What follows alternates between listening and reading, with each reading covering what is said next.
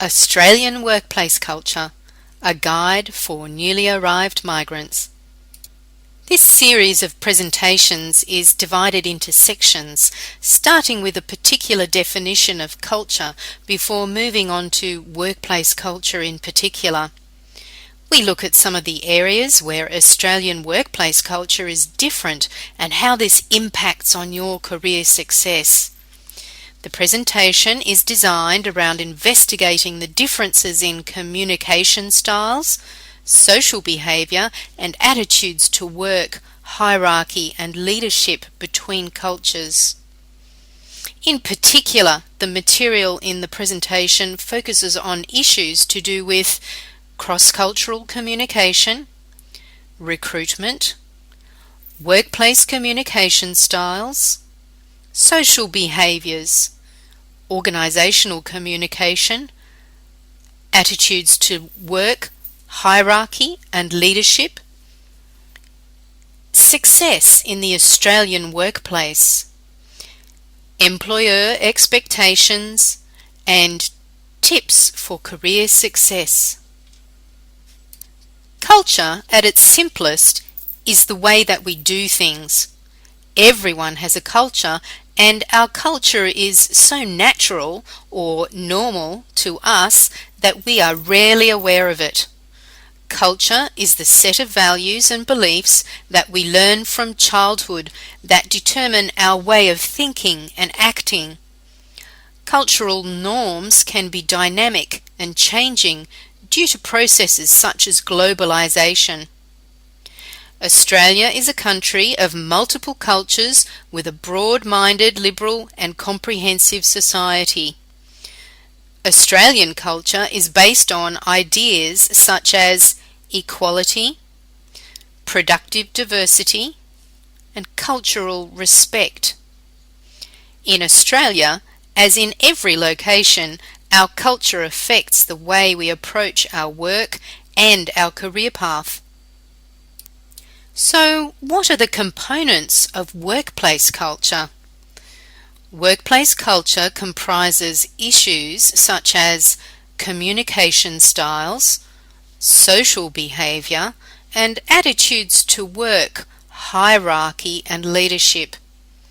The key areas where the Australian workplace culture tends to be different are in the approach to hierarchy and leadership styles, employer expectations of staff undertaking and completing work assignments, and the styles of communication in a workplace among colleagues and between junior and senior staff.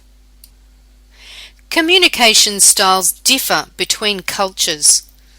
The general terms high context and low context are used to describe broad cultural differences between societies.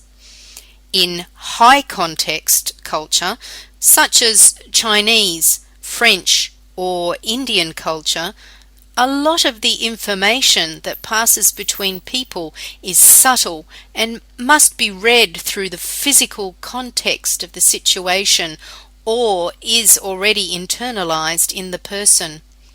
Communication in a high context culture tends to be relationship based. In a low context culture, such as Australian, English, German or Scandinavian culture, most communication is overt and made through explicit statements rather than personal relationships or internalization. Communication in the workplace tends to be task-focused. So, what does this mean for you?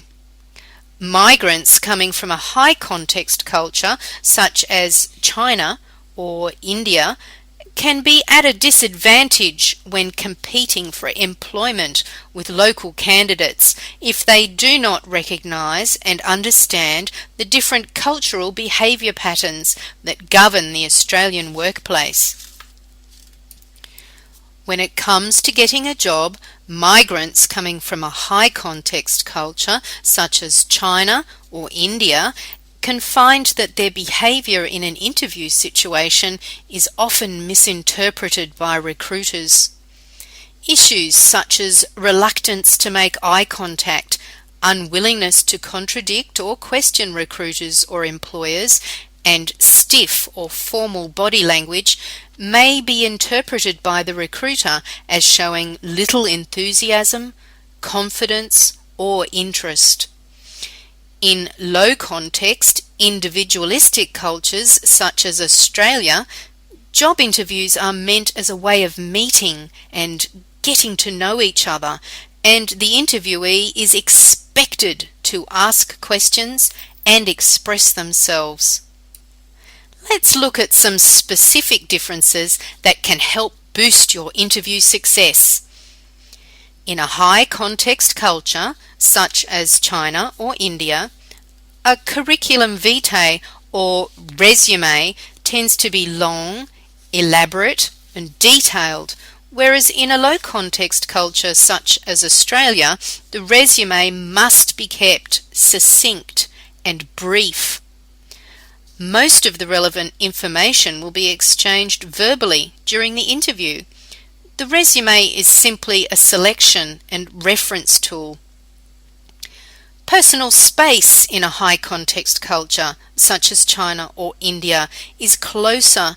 An interviewer or recruiter from a low-context culture will find this uncomfortable as they're used to more personal space.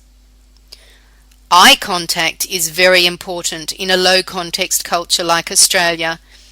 Eye contact signifies that someone is honest and open and interested in what's going on. While in high-context cultures, no eye contact by a job applicant is a way of showing respect. Smiling in a high-context culture is a way to hide embarrassment, disagreement, and uncertainty. However, in Australian culture, a smile is used to be friendly or to indicate agreement or enjoyment. In a high-context culture, contradicting the interviewer is considered disrespectful.